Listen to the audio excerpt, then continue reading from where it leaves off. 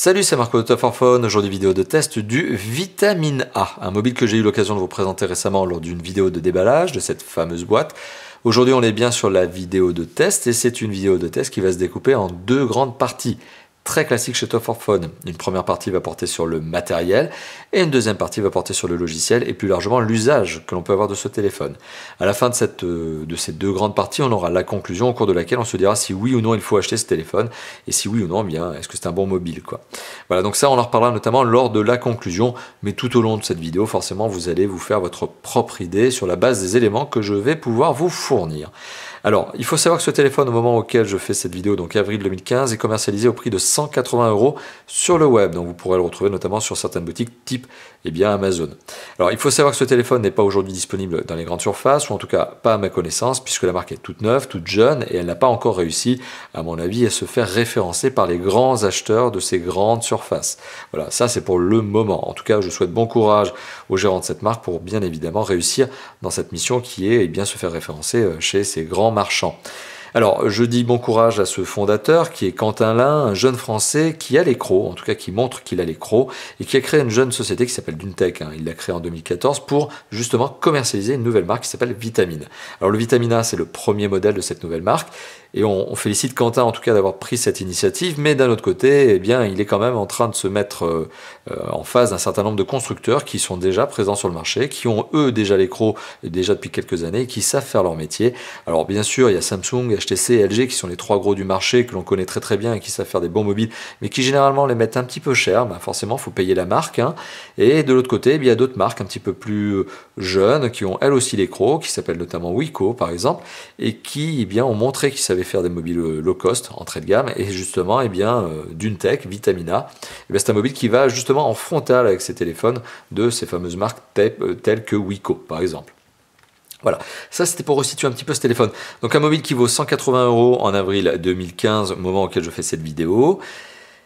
Et voilà, et c'est un mobile qui présente un certain nombre de bons points pour son prix, qui propose aussi des petites choses, pas des erreurs, mais en tout cas qui montrent qu'il y a de la jeunesse. Alors, la jeunesse, on l'a notamment ressenti, on l'a notamment vu lorsque l'on a fait la vidéo de déballage. La boîte est très sommaire et on sent que voilà, c'est une marque qui est encore jeune et qui préfère investir, mais ça c'est louable, tout son budget plutôt dans le mobile lui-même et dans la recherche qui va avec le mobile, notamment cette petite surcouche, plutôt que dans l'habillage marketing. Bon, ça, c'est déjà un bon point finalement, c'est ce qui va peut-être permettre à cette marque d'émerger.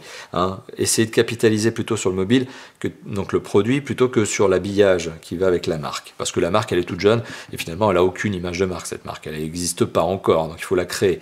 Voilà, donc ça, c'est quand même un bon point. Mais malgré tout, il y a quand même quelques petites choses qui se sentent, qui se ressentent. Alors, la première partie, après cette longue introduction, c'est le tour du propriétaire, c'est l'esthétique. Alors, je vais être franc avec vous. Je trouve ce téléphone, mais je vous l'avais déjà dit dans la vidéo de déballage, je trouve ce téléphone primo, au mieux, pas forcément très attractif, pas forcément très attrayant, c'est-à-dire qu'il a un design qui est plutôt passe-partout, ça c'est au mieux, parce qu'au pire je le trouve plutôt moche, faut être franc, c'est-à-dire que sa face avant elle est plutôt basique, plutôt passe-partout, bon ok il y a un petit effet de style avec ce pourtour en chrome, plastique chromé, bon ça c'est déjà un petit truc en plus quoi, donc c'est-à-dire que la face avant elle est plutôt neutre on va dire, mais le dos du téléphone est plutôt moche, voilà, surtout que le logo pour moi est pas très très beau, je suis désolé mais je trouve pas ce logo vraiment très très attractif, très attrayant, et en plus bon c'est du plastique très glissant avec de l'arrondi, et puis le téléphone a une prise en main donc liée à un écran de 5 pouces qui fait qu'il est inutilisable à une main et qui devient extrêmement glissant, voilà, donc ça c'est à mon avis déjà le premier gros point qui me permet de dire que cette marque est encore jeune et qu'elle a encore à apprendre.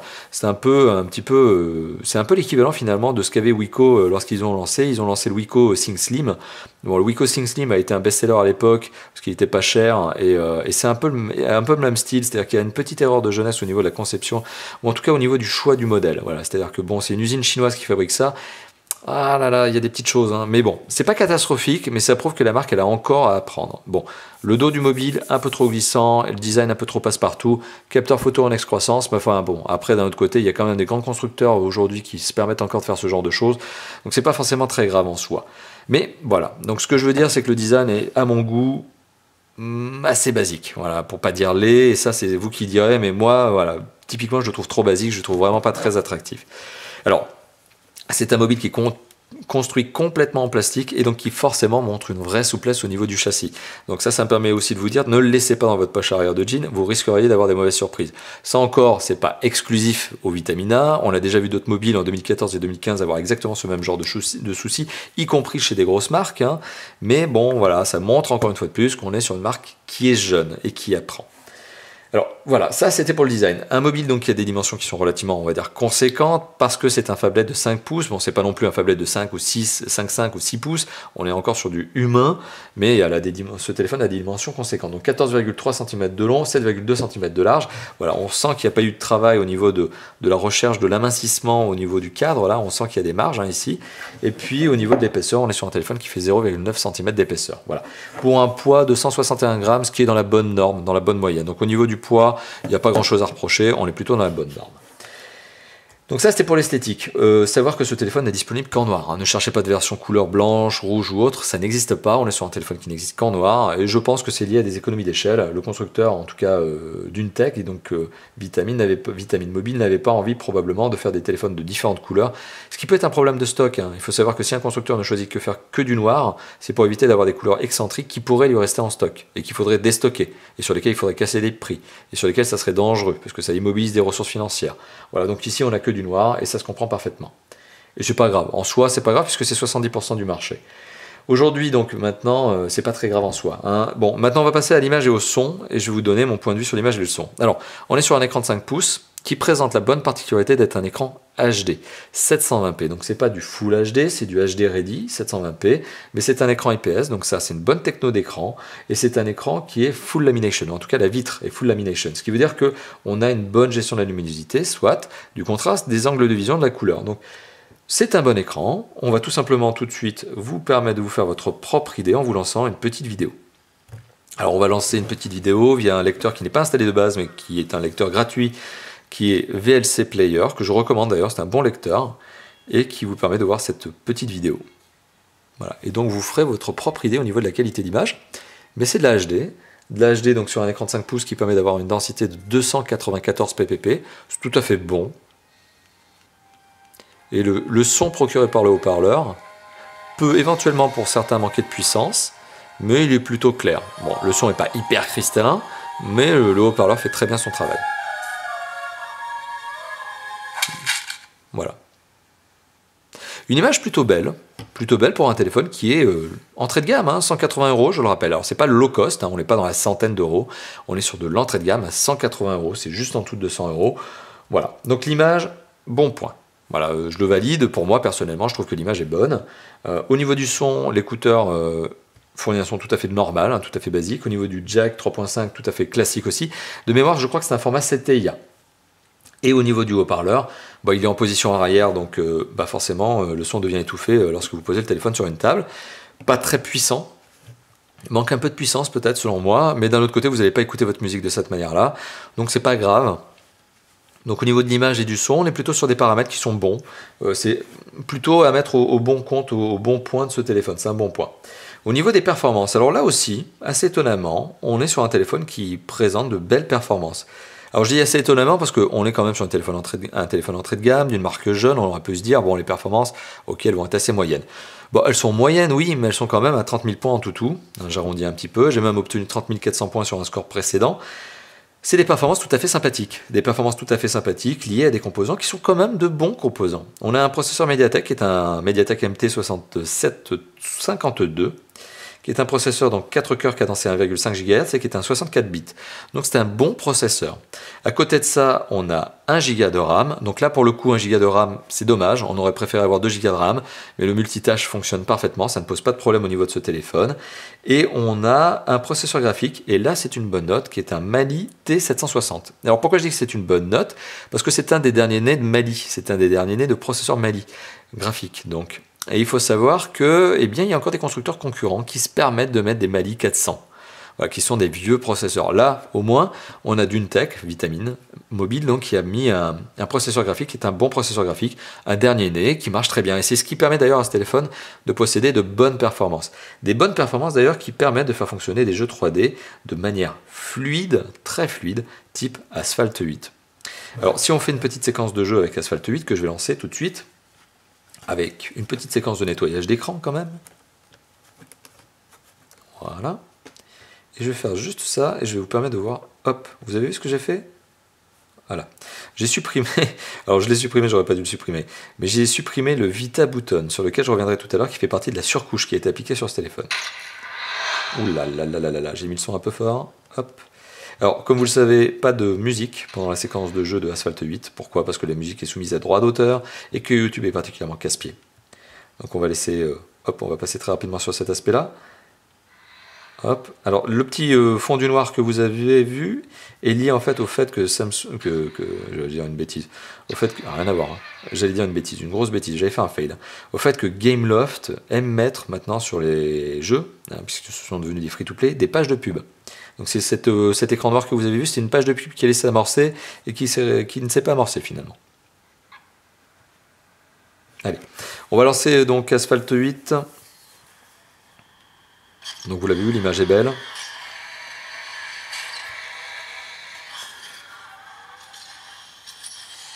Très très très mauvais démarrage de ma part. Enfin bon, quoi qu'il en soit, on voit que la qualité d'image est là, on voit que l'image est fluide. Voilà, on est sur un jeu qui fonctionne parfaitement bien. Pas de ralentissement, vous l'avez vu.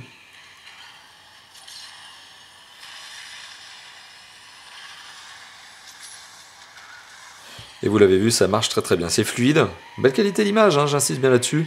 Belle qualité d'image sur laquelle je vais bien évidemment revenir encore d'ici quelques petites secondes. Voilà, séquence de jeu qui valide donc les performances de ce téléphone. Un téléphone largement suffisamment performant pour faire fonctionner des gros jeux 3D et bien sûr de fait, hein, largement suffisant en termes de performance pour faire fonctionner des grosses applications type gros navigateur GPS tel que TomTom par exemple, qui est extrêmement gourmand. Voilà, donc ça c'est pour valider l'aspect, on va dire, performance. Un aspect performance dont j'ai parlé d'image d'ailleurs, et avant d'oublier l'image, eh bien je vais revenir sur un aspect quand même très important qui est la fluidité d'image. Pour valoriser la fluidité d'image, vous le savez, j'utilise une application qui est Epic Citadel, et malheureusement, comme je suis en train de vous le montrer, Epic Citadel normalement plante systématiquement. Voilà, donc pas d'Epic Citadel. Donc malheureusement, hop, retour en arrière, vous l'avez vu, en plus ça a planté. Epic Citadel ne fonctionne pas sur ce téléphone, donc je ne suis pas capable de valoriser le score en images par seconde, mais vous l'avez vu avec Asphalt 8, ça fonctionne parfaitement.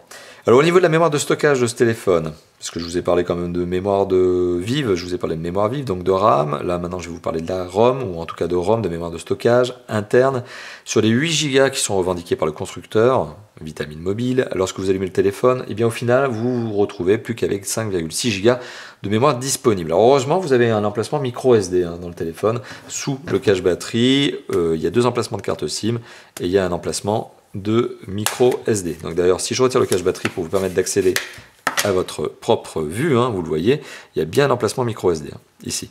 Carte SIM 1, carte SIM 2. Ou est-ce que c'est l'inverse?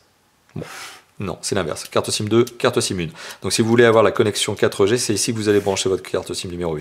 C'est ici la 4G. Voilà, donc tout ça pour vous dire que vous pouvez ajouter de la mémoire sur ce téléphone avec une carte SIM pas du tout, une carte micro SD. Voilà, j'allais dire un fail, j'allais faire un fail. Il faut que j'arrête les tests trop tardifs, puisque si vous le voyez bien, il est minuit 28 et c'est pas du blabla, c'est pas une blague, il est vraiment minuit 28 lorsque je fais ce test. Voilà, donc tout ça pour vous dire qu'on est quand même sur une mémoire de stockage interne peut-être un petit peu limitée, hein, 5,6 Go c'est peut-être un peu faible, mais heureusement vous avez donc cette carte micro SD qui peut se placer, sachant qu'elle n'est pas fournie malheureusement avec le téléphone, ça vous vous en doutez. Alors au niveau de la connectivité, eh bien c'est un autre bon point, c'est un autre bon point à mettre au compte de ce téléphone. Alors là je la valorise mais très rapidement, donc on a bien du Wi-Fi, on a bien du Bluetooth, on a bien du AGPS, on a bien du micro USB, on a bien du micro SD, on a du jack 3.5, de la radio FM. Mais c'est pas ce qui nous intéresse. Ce qui nous intéresse, c'est de savoir si ce téléphone est doté d'une bonne accroche GSM. Et oui, et c'est un GSM quadriband, donc vous pouvez l'amener avec vous partout dans le monde, pas de problème. Et en plus, à côté de ça, c'est un téléphone 3G, donc ça aussi c'est un bon point. Et c'est surtout un téléphone 4G. Et c'est surtout l'une des forces de ce téléphone, c'est d'être un vrai 4G qui utilise les 3 fréquences françaises nécessaires justement pour avoir une bonne accroche. Donc au niveau de l'accroche, rien à redire, pas de déconnexion intempestive, que ce soit en Wi-Fi, en GSM ou en 4G. On est vraiment sur un téléphone qui a une bonne connectivité. Et c'est un bon point à mettre au compte de ce téléphone. Autre bon point, c'est le DAS de ce téléphone. 0,336 watts par kilo. Le téléphone a donc forcément passé les certifications DAS. La marque a fait son travail. On est sur un DAS qui est un bon DAS. Et ça, encore, c'est un bon point. Donc on est sur quelque chose de très sympathique. Au niveau de la connectivité, on est sur un vrai smartphone adapté à la France. Et c'est un bon point, et je le répète, je me répète beaucoup sur le « et c'est un bon point », mais il faut vraiment insister sur ces notions-là. Autant je peux dégommer par exemple l'esthétique de ce téléphone, autant je peux dire qu'il n'est pas beau, autant je peux bien évidemment, et je me dois de valoriser les vraies composantes techniques de ce téléphone. Alors, au niveau du système d'exploitation, on est sur de l'Android. Alors on est sur de l'Android d'ailleurs, lorsque vous allumez le téléphone pour la première fois, tout de suite il se met à jour, tout de suite il va prendre une mise à jour de 545 MO. Voilà, donc c'est preuve que le constructeur a en tout cas envie de faire le suivi de ce téléphone. Donc 545 MO de mise à jour directe au premier démarrage du téléphone et à la première connexion Wi-Fi, sachant que ce téléphone est un Android 4.4.4 sur lequel il y a de la surcouche. Et sur lequel la marque a appelé sa surcouche VitaOS, donc Vitamine Operating System, donc ça donne VitaOS. Alors une surcouche qui est principalement graphique, sur laquelle on a du fond d'écran, de l'habillage d'icônes, vous le voyez, donc ça sort un petit peu du très austère Android de base, et sur lequel on a quelques petites fonctionnalités supplémentaires qui ont été appliquées, qui ont été greffées par la marque. Notamment, on a 3 applications. On a VitaButton, alors que j'ai désactivé tout à l'heure et que je vais avoir beaucoup de mal à retrouver pour le coup. Alors, est-ce que je vais retrouver VitaButton ou est-ce que je vais retrouver VitaButton, VitaSave, VitaMessenger, VitaButton, voilà, ouf. Voilà, qui est ce petit bouton de raccourci que vous pouvez placer librement sur l'écran, voilà, que vous pouvez bouger, et que lorsque vous allez appuyer dessus, vous allez activer un certain nombre de raccourcis. Voilà, donc VitaButton. Alors VitaButton, c'est donc cette fameuse application supplémentaire, cette fonctionnalité supplémentaire que vous pouvez paramétrer à loisir. Vous pouvez choisir les boutons que vous voulez affecter à VitaButton. Voilà, donc ça c'est VitaButton. Vous avez aussi VitaForum. Alors VitaForum, c'est le forum en ligne de la marque. Bon, ça vous permet d'échanger, de dire ce que vous pensez du mobile, de dire si vous avez des bugs. Mais bon, comme la marque est très jeune, vous le voyez, des sujets, il n'y en a pas beaucoup qui ont été ouverts. 28, 9, 3, 31, 8, 3, 2... il y a une centaine de sujets ouverts, il y a peut-être une centaine de participants sur le forum, ça fait peu. On voit bien que la marque est jeune, mais au moins elle a envie, et elle montre qu'elle a envie de s'impliquer avec ses utilisateurs, et elle a créé donc VitaForum, qui est un forum internet, tout simplement.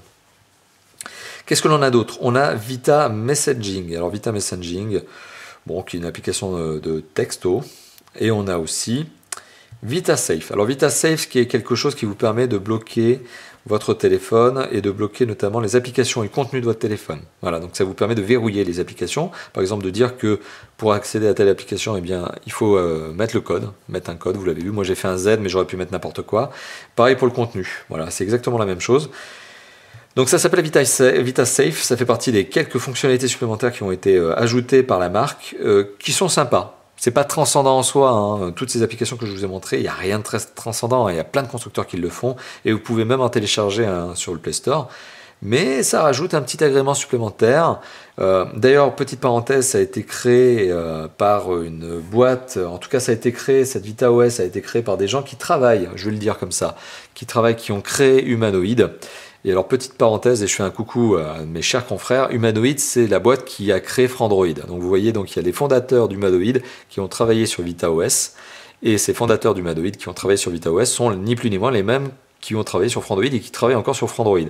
Donc je fais coucou à Frandroid au passage, Frandroid qui, comme vous le savez, bien sûr, testait ce mobile. D'ailleurs, je vous engage tout simplement à regarder leurs propres tests sur leur propre mobile. Voilà, quoi qu'il en soit, petite dédicace, donc petit coucou sympathique à cette équipe que l'on rencontre de temps en temps sur les forums et sur les salons. Bon voilà, donc coucou à Frandroid.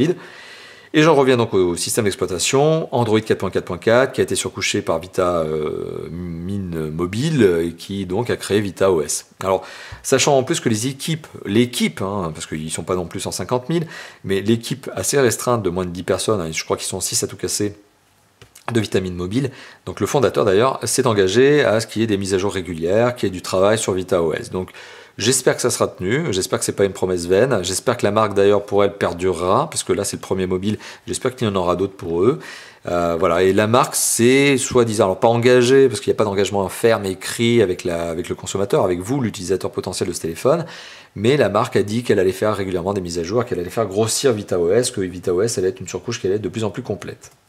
Alors, l'usage de ce mobile, donc c'est la dernière partie finalement de cette deuxième partie et avant d'arriver à la conclusion. Alors, l'usage de ce téléphone, est-ce que c'est un téléphone qui est capable de tout faire? Oui, puisque vous l'avez vu, je suis capable de faire du jeu 3D, mais je suis aussi capable de faire de la grosse application, je suis capable d'aller sur Internet. Voilà, vous l'avez vu, je suis capable d'aller sur le forum, et je suis aussi capable d'aller sur le très très bon et exceptionnel site de Tough or Phone, qui permet d'avoir tous les tests de mobile du moment. Hein, voilà. Donc vous pouvez très facilement naviguer sur Tough or Phone, et hop, on y va, et vous allez voir, bon, ça se passe bien. Il n'y a pas de problème au niveau de l'ouverture d'une page. Donc voilà, tout ça pour dire que, quel que soit l'usage que vous avez envie d'avoir avec ce téléphone, que ce soit du lecteur vidéo, comme je vous l'ai montré tout à l'heure, du jeu 3D, du lecteur, du surf internet, du texto, pardon, de l'appel, etc., tout marche à merveille sur ce téléphone. On pourrait peut-être regretter le 1 Go de RAM, mais au final, ça ne pénalise pas vraiment le mobile au niveau de son usage. Donc c'est un mobile qui est capable de tout faire. C'est un smartphone moderne qui marche très très bien et sur lequel on n'a rien à reprocher au niveau de l'usage. Alors un usage d'ailleurs sur lequel il y a deux autres aspects qui viennent compléter mon argumentation, notamment l'appareil photo. Alors au niveau de l'appareil photo, on a un 13 mégapixels à l'arrière doté d'un flash LED avec autofocus. Alors bonne parenthèse, c'est que ce téléphone est un vrai 13 mégapixels.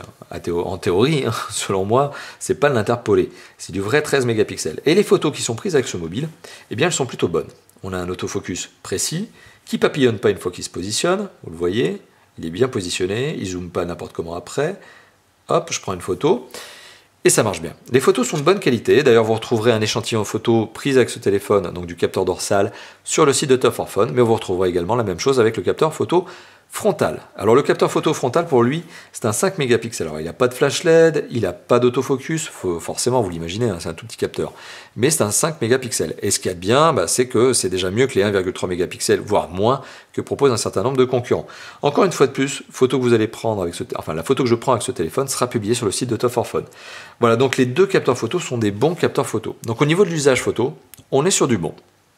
Au niveau de l'usage autonomie, eh bien, c'est un téléphone qui dépasse la journée en autonomie, sachant que 1 heure de vidéo avec ce téléphone, c'est entre 20 et 25% de batterie consommée.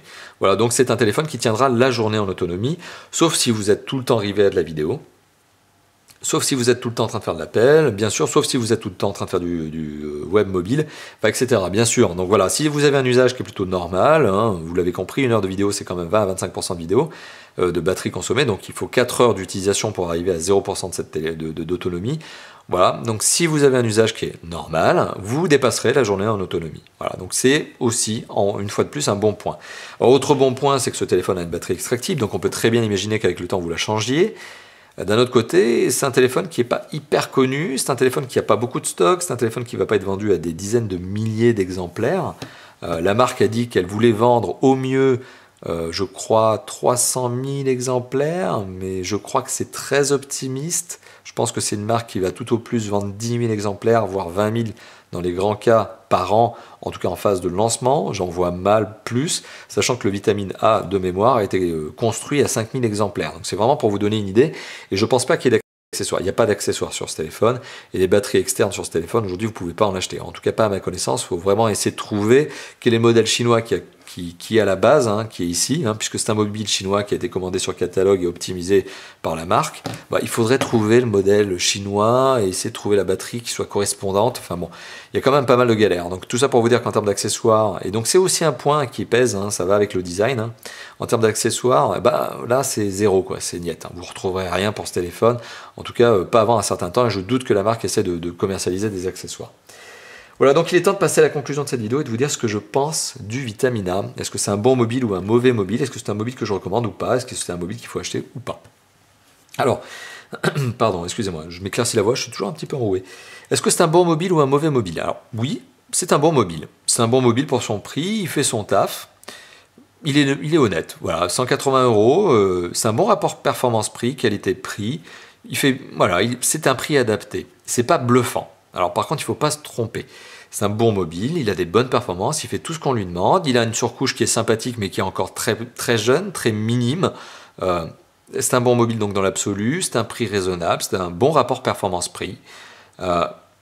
Personnellement, il y a quand même un truc qui me plaît pas des masses, c'est son design, mais encore une fois de plus, je vous l'ai dit, qui me plaît pas. Mais c'est subjectif. Moi, le design, c'est très subjectif. Moi, personnellement, je l'aime pas ce design. Je le trouve pas beau. Je trouve ce mobile, ouais, je le trouve pas beau. Je le trouve pas réussi. Je le trouve trop glissant au niveau de l'arrière. Je trouve que c'est un design au mieux passe-partout et je trouve franchement que il n'est pas dans l'air du temps. Il est complètement déconnecté. C'est un design qui aurait pu plaire il y a 2 ans. Aujourd'hui, c'est un design dépassé. Voilà. Mais d'un autre côté, on est sur un téléphone entrée de gamme, pas low cost. Hein, pas low cost. J'allais dire low cost, mais non. On est sur un téléphone entrée de gamme. Et bon, c'est en phase avec son prix, on ne peut pas trop en demander. Alors par contre, il faut vraiment resituer ce téléphone sur son marché. Hein. C'est un téléphone qui présente la particularité d'être un 4G, et ça c'est bien. C'est un 4G avec un écran HD Ready. Ça aussi c'est bien. C'est un téléphone avec des belles performances, avec un système d'exploitation Android 4.4.4 dont je doute vraiment qu'il soit mis à jour en 5.0. Ça, j'en doute vraiment. Mais qui a une bonne petite surcouche, naissante, jeune, mais voilà, elle est mignonne, elle est sympa.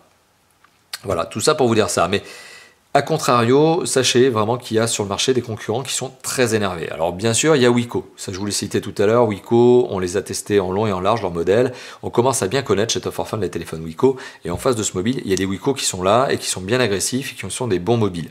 Et la marque Wiko, c'est une marque qui est quand même autrement moins jeune maintenant que Vitamina. Voilà, Vitamina qui est une marque sur laquelle on n'a pas de recul.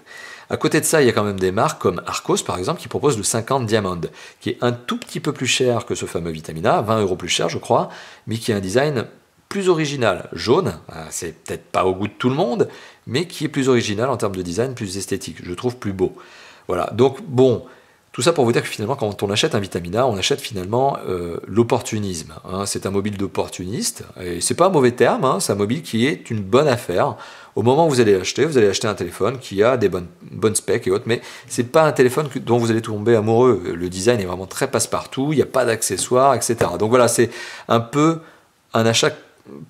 On n'est pas sur l'achat coup de cœur, clairement, on est sur de l'achat de raison, on est sur de l'achat d'opportunité, on est sur de l'achat d'opportunisme, on est sur un téléphone entrée de gamme qui fait bien son taf. Voilà, donc voilà.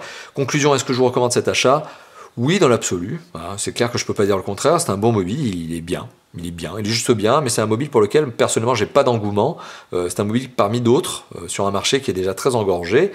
Mais c'est un mobile voilà, qui présente voilà, des petits points sympathiques, dont Vita OS. Alors par contre, je le dis honnêtement, il y a un point sur lequel je suis très critique, hein, c'est quand je vois notamment du drapeau tricolore sur un téléphone que l'on veut français. Heureusement que la marque a eu l'honnêteté de dire que c'est un concept français, c'est écrit ici, mais qu'il est assemblé en Chine. Il n'est pas uniquement assemblé en Chine, il est construit en Chine. Et je peux même vous dire que ce téléphone, il est issu d'une usine chinoise qui l'a fait. C'est un téléphone commandé sur catalogue. Donc l'argument de la marque française, il est réel, puisque Duntech, c'est une marque française domiciliée dans le 16e arrondissement. Mais maintenant, est-ce que c'est une marque réellement française? À mon avis, non. À mon avis, non. C'est une marque créé par un Français qui a envie, et je le félicite là-dessus, parce qu'au moins il a l'initiative, mais c'est une marque qui pour moi est encore, certes basée en France, conçue en France par un Français, mais qui présente des téléphones qui eux sont chinois, voilà, et qui sont rebrandés, et commandés sur catalogue. Donc voilà, vous avez mon avis, et je ne trouve pas l'argument du tricolore très bon ici. Voilà, donc quoi qu'il en soit, ça c'est une parenthèse et ça ne dégrade absolument pas mon appréciation du téléphone, mais c'est juste une appréciation au niveau de la marque. Je trouve que c'est quelque chose qu'il ne faut pas dire. Et n'hésitez pas d'ailleurs à commenter dans cette zone de commentaires que vous voyez en dessous de la vidéo. N'hésitez pas à dire ce que vous en pensez. Est-ce que je suis trop critique finalement sur cet argument ou est-ce que selon vous c'est aussi un argument? Que pensez-vous du design aussi? Que pensez-vous des performances, etc. Donc finalement, que pensez-vous de mon test? Au niveau du Vitamina, donc que pensez-vous vous-même de ce mobile? N'hésitez pas à commenter, liker, partager cette vidéo et à vous abonner à notre chaîne YouTube. Enfin, n'oubliez pas de nous retrouver sur le site de Top 4 Fun et sur l'article de test puisque vous aurez des échantillons photos prises avec le téléphone sur le site de Top 4 Fun. Et enfin, vous avez bien sûr d'autres endroits où nous retrouver. Vous avez la chaîne, le site, mais vous avez le forum, Facebook et Twitter. Voilà, autant d'endroits où interagir avec nous, nous poser vos questions et réagir, nous poser vos commentaires, nous dire ce que vous pensez, etc. Voilà. Allez, merci d'avoir visionné cette vidéo et à très bientôt. Et merci aussi à Vitamine Mobile Duntech de m'avoir prêté ce téléphone et de m'avoir permis de le tester en totale impartialité. Et vous le voyez, hein, j'ai dit tout ce que je pensais, comme quoi la marque, elle a au moins le don d'être fair play. Voilà, ça au moins, on peut le mettre au compte de la marque. Voilà, merci d'avoir visionné cette vidéo et je vous dis à très bientôt pour d'autres tests, d'autres présentations et bien sûr d'autres déballages, comme toujours. Allez, à bientôt. Ciao, ciao.